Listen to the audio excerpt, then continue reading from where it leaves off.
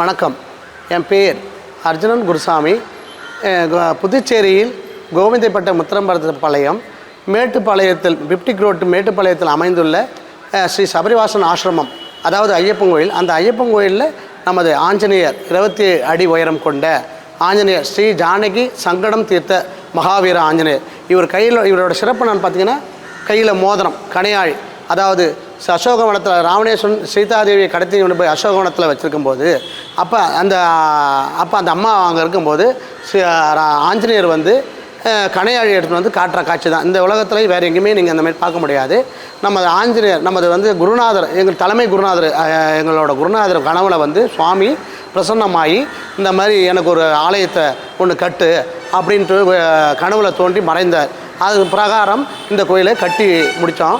இந்த கோயில் 27 அடி உயரம் கொண்ட 27 நட்சத்திரக்காரங்களுக்கும் இந்த கோயில் மிக ஒரு உகந்தமான முக்கியமான ஒரு கோயில். இங்கே பார்த்தீங்கன்னா எந்த கோரிக்கை வச்சாலும் கண்டிப்பாக நடக்கும், நல்லதாக நடக்கும்.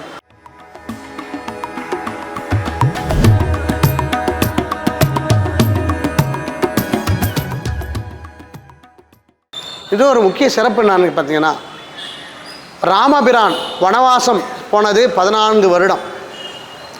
நம்ம ஆஞ்சநேயர் உருவம் ஃபுல்லாக முழுசும் வந்து ஜலத்தில் இருந்தார்.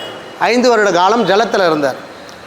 9 வருடம் கோயில் கட்டுமான பணி முடியாமல் பீடத்தில் பிரதிஷ்டை பண்ணி இருந்தார்.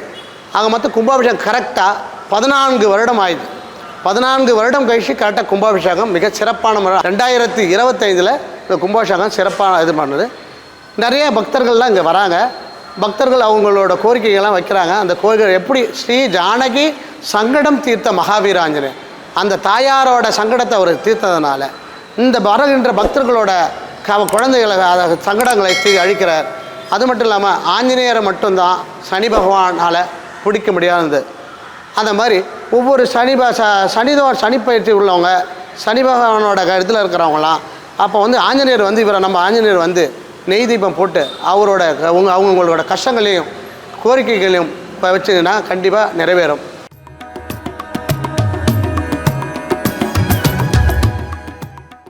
இப்போ வந்து பார்த்திங்கன்னா நிறையா பில்லி சூனியம் ஏவல் இப்படிலாம் நமக்கு இருக்குமோ அப்படின்னு நினைக்கிறவங்க, அதுமாரி இருக்கிறவங்க நம்ம கோயிலுக்கு வந்து ஆஞ்சநேயரை வழிபட்டால், அவரை ஆத்மார்த்தமாக வேண்டி நீங்கள் நினச்சி வழிபட்டிங்கன்னா கண்டிப்பாக ஆந்திரிலேருந்து அந்த பில்லி இதில் வந்து கஷ்டங்கள்லேருந்து நீங்கள் விடுபடலாம். நம்ம சன்னதியில் பார்த்திங்கன்னா ஆஞ்சநேயருக்கு எழுத்தபாரி ராமர் லக்ஷ்மணர், அதாவது சமேதராக இருக்கிறாங்க.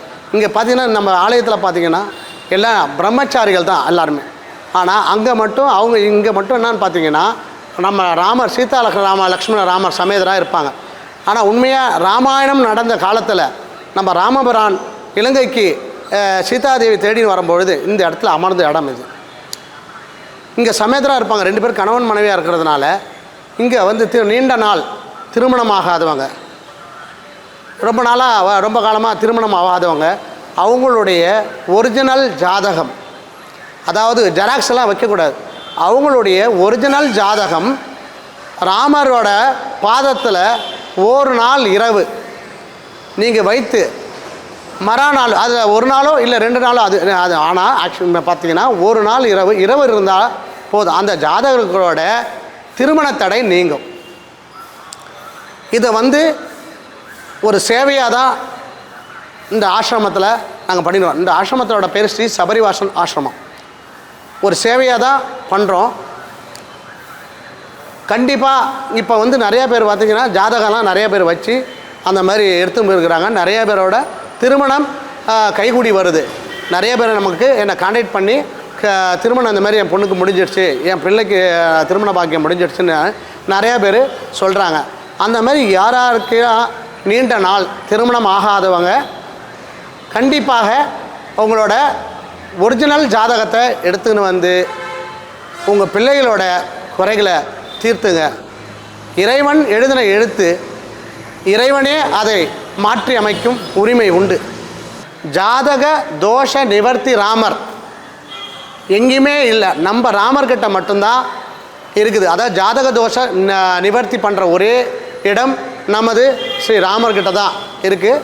ஆகையால் கண்டிப்பாக எல்லாம் வந்து அவங்களோட யார் யார் திருமணமாகாதவங்களோ அவங்களோட ஜாதகத்தை எடுத்து வந்து இங்கே நிவர்த்தி பண்ணிக்கலாம்.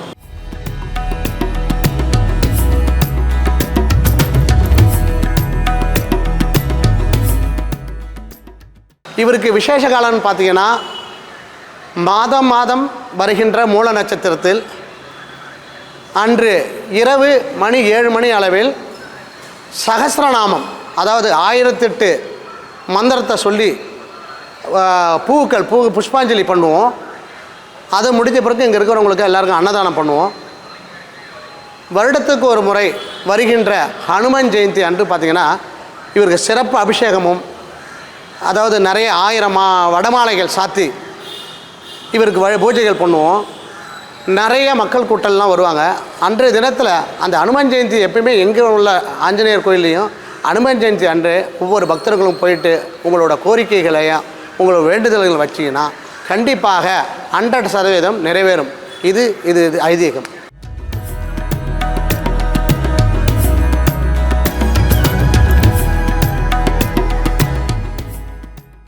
நம்ம கோயிலில் சிறப்பு அம்சங்கள் என்னன்னு பார்த்தீங்கன்னா கோசாலை, முக்கியமாக பார்த்திங்கன்னா பாதாள தவபீடம், அதாவது சிவபெருமான் தவம், அதாவது நம்ம எல்லாம் தவம் இருக்கலாம். பாதாளத்துக்குள்ளே பார்த்திங்கன்னா கீழே பூமிக்கடியில் பாதாளத்தில் தவபீடம் இருக்கிறார். அப்புறம் முருகப்பெருமான் 6 அடி உயரத்தில் முருகப்பெருமான் இருக்கிறாரு. பக்கத்தில் பார்த்திங்கன்னா மேலே சபரிமலை அமைப்பு மாதிரி 18 படிகளோட, பாண்டிச்சேரியிலேயே பார்த்திங்கன்னா 18 படிகள் கொண்ட ஒரே ஐயப்பன் ஆலயம் நம்ம கோயில் தான். இங்கே வர்றவங்களுக்கு எல்லாவோட கவலைகளும் ஐயப்பன் கிட்ட பார்த்திங்கன்னா புத்திர பாக்கியம், அதாவது 20 வருஷம் 10 வருஷம் குழந்தை பாக்கியம் இல்லாதவர்களுக்கு இங்கே 48 நாள் விரதம் இருந்து இளநீர் பிரசாதம் தருவோம். அந்த இளநீர் பிரசாதம் சாப்பிட்டுட்டு 48 நாள் விரதம் இருக்கிறவங்களுக்கு கண்டிப்பாக புத்திர பாக்கியம் கண்டிப்பாக உண்டு. இந்த மாதிரி கிட்டத்தட்ட 1000 கணக்கான பக்தர்கள் வந்து இந்த மாதிரி வந்திருக்கிறாங்க. கிட்டத்தட்ட இதை வந்து நாங்கள் 28 வருஷமாக பண்ணியிருக்கிறோம். அது புத்திர பாக்கியம் உள்ளவங்க நிறைய பேர், அந்த மாதிரி குழந்தை பாக்கியம் இல்லாதவங்களாம் வந்து இங்கே வந்து இளநீர் பிரசாதம் வாங்கி புத்திர பாக்கியம் கிடச்சிருக்குது. அவங்க குழந்தையோட வந்திருக்கிறாங்க அங்கே ஐயப்பங்கிட்ட.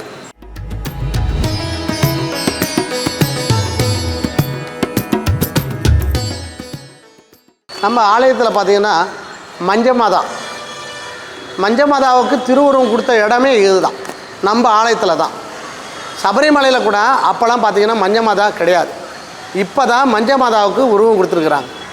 அது மட்டும் இல்லாமல் பார்க்குற பக்தர்களுக்கு தெரியணுன்றதுக்காக மஞ்சமாதா எப்படி உருவானாங்க, ஐயப்பன் யாருக்காக அவதாரம் எடுத்தாரோ, மகிஷியை வதம் செய்வதற்காக மணிகண்டன் அவதாரம் எடுத்து அந்த மகிஷியை வதம் செய்ததான் அந்த ஐயப்பன், சபரிமலை ஐயப்பன். நம்ம ஆலயத்தில் மகிஷி உருவத்தோட மஞ்சமாதா சன்னதி இருக்குது. எங்கேயுமே பார்க்க முடியாத அமைப்புகள் இந்த கோயிலில் பார்த்திங்கன்னா மிக சிறப்பான இருக்குது. எல்லாம் நம்ம குருநாதரோட ஆசீர்வாதத்தில் எல்லாமே இங்கே அமைஞ்சது. இன்னொன்று சொன்னோம்னா முருகப்பெருமான் மிக அற்புதமாக அழகான, முருகன் என்றாலே அழகுன்னு சொல்லுவாங்க. அப்படிப்பட்ட முருகர் இங்கே 6 அடி உயரத்தில் தனிமையிலையும் வேலு மட்டும்தான் அவர் கையில் இருக்கும். மயில் இருக்காது, கொடி இருக்காது. பார்த்திங்கன்னா அதாவது குழந்தையில அதாவது இளம் வயதில், அதாவது தேவர்களுக்காக போர் புரிந்தார் இல்லையா, அதுக்கு முன்னாடி இருந்த முருகர் தான் நம்ம கோயிலில் பார்த்திங்கன்னா இருப்பார். அவ்வளோ அழகாக சிரித்த முகத்தோட வந்து பார்க்குற பக்தர்களோட கவலையெல்லாம் அவர் போக்கக்கூடிய அவர் முகத்தை பார்த்தாலுமே உங்களுடைய கஷ்டங்கள் தீரும். அப்படி ஒரு அழகான முகத்தோடு இங்கே நம்மக்கிட்ட சுவாமி அருள் பாலிக்கிறாரு. அவரையும் கட்டாயம் வந்து பாருங்கள்.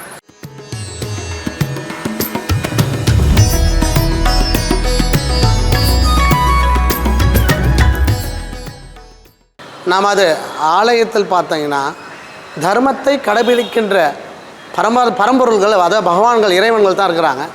அந்த தர்மத்தை அவங்க தான் வழி நிறுத்தின. நானும் அந்த தர்மத்தை கடைபிடிக்கிறதுக்காக சனிக்கிழமை பார்த்திங்கன்னா நம்ம கோயிலில் கூட்டங்கள் விழா மாதிரி, திருவிழா மாதிரி இருக்கும். அவ்வளோ கூட்டங்கள் வருவாங்க பக்தர்கள். அன்றைய தினத்தை சனிக்கிழமை வாரந்தோறும் சனிக்கிழமை இரவு 7:30 மணி அளவில் இங்கே வருகின்ற பக்தர்களுக்கு எல்லாருக்கும் அன்னதானம். கிட்டத்தட்ட இந்த அன்னதானம் 6 வருட காலமாக அந்த அன்னதானத்தை நாங்கள் செய்து வந்து கொண்டு வரோம். அது மட்டும் இல்லாமல் புதுச்சேரியை சுற்றி இருக்கும் தமிழ்நாடு கிராமங்களுக்கு சென்று மாதம் ஒரு முறை ஒரு ஞாயிற்றுக்கிழமையில் ஸ்ரீ சபரிவாசன் குழுவினரோடு போய் சென்று, இங்கே மகளிர்கள் எல்லாமே இருக்கிறாங்க, அவங்கள கூட்டும் போயிட்டு அங்கேயே சமைத்து அறுசுவை உணவோடு ஒவ்வொரு கிராம மக்களுக்கு, அதாவது தமிழ்நாட்டில் நான் கிராம மக்களுக்கு போய் சென்று, அதாவது மூலப்பொருட்களை எங்கெல்லாம் இருக்கிறாங்களோ அங்கெல்லாம் தேடி சென்று அங்கே வாழ்கின்ற மக்களுக்கு நாங்கள் அன்னதானம் ஸ்ரீ சபரிவாசன் ஆசிரமம் சார்பாக அன்னதானம் வழங்கப்பட்டு கொண்டிருக்கிறோம். உங்கள் கிராமத்தில் அந்த மாதிரி விசேஷ காலங்களில், விழா காலங்களில் அன்னதானம் போடணும்னா என்ன தொடர்பு கொண்டு, அதாவது 8148367618 இந்த நம்பருக்கு நீங்கள் தொடர்பு கொண்டால் நாங்கள் உங்கள் ஊரில் கண்டிப்பாக எங்கள் குழுவினோடு சிறப்பான அன்னதானம் நாங்கள் வழங்குவோம். அதுமாதிரி உங்கள் கிராமத்தில் இருக்கவங்க ஒவ்வொருத்தரும் என்னை தொடர்பு கொள்ளுங்க. அங்கெல்லாம் நாங்கள் அன்னதானம் நாங்கள் எதிர்பார்த்துருக்குறோம். இந்த அன்னதானமே சிறந்த தானம், அன்னதானமே புண்ணிய தானம். உலகத்தில் தர்மத்தை காக்கக்கூடிய ஒரே தானம் அன்னதானம். அன்னதானத்துக்கு முந்திய தானம் வேறு எதுவும் இல்லை. ஆகையால் இந்த ஆலயத்தை பொறுத்தவரையிலும், இந்த சபரிவாசன் குழுவை பொறுத்தவரையிலும் தானமே அன்னதானமே சிறந்தது என்று நாங்கள் அதை தொடர்ந்து அன்னதானத்தை நடத்தி கொண்டு வருகிறோம். ஆகையால் அந்தந்த ஊர்களுக்கு எந்தெந்த ஊர்களுக்கு தேவைப்படும் என்றால் எங்களை தொடர்பு கொண்டால் நாங்கள் உடனடியாக அங்கே உங்களுக்கு அன்னதானம் வழங்குவோம். சுவாமி சரணம். பாண்டி பாட்காஸ்ட் யூடியூப் சேனலை சப்ஸ்கிரைப் செய்யுங்க. ட்விட்டர், ஃபேஸ்புக், இன்ஸ்டாகிராமில் தொடருங்க.